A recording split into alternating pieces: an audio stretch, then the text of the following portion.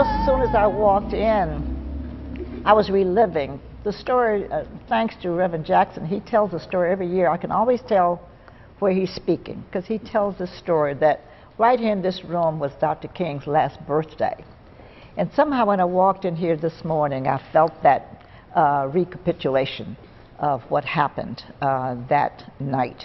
Andy Young and Reverend Abernathy called me, and we were all very concerned about Dr. King. This was on the heels of the public turning their backs on him because of his stand on Vietnam. I want to make it very clear that I'm going to continue with all of my might, with all of my energy, and with all of my action to oppose that abominable, evil, unjust war in Vietnam.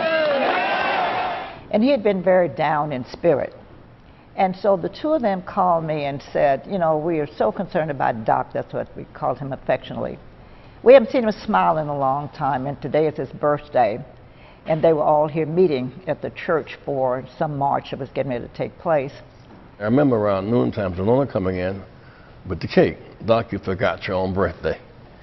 And we laughed. And then there was a little break. Did he really forget his own birthday? Well, just messing with we were not having a birthday party. We were praying on the way to Washington. So Dr. King, I remember seeing this picture now. They were meeting in there, and he came through here, started out this door. And Jesse said to him, wait, Doc, this is your birthday, so come back.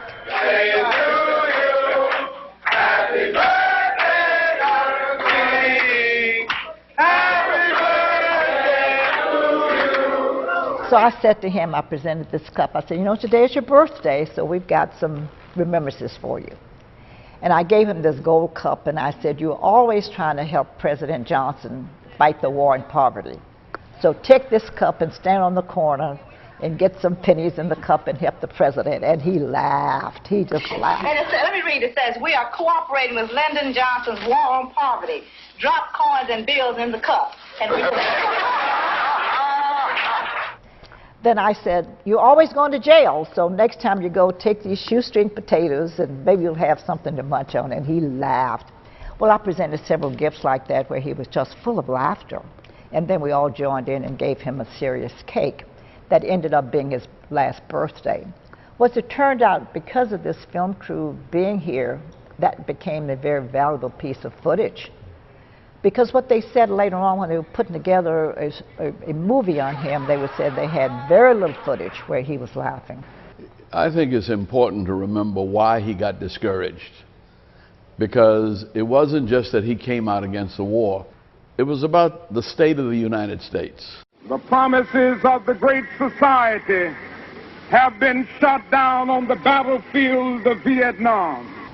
And people had decided, and along with the media, that all of Dr. King's information and all of his statements should be relegated only to civil rights. They didn't want him dealing with the ills of all of America around the world. They just wanted him to be confined to civil rights, and that was not who he was.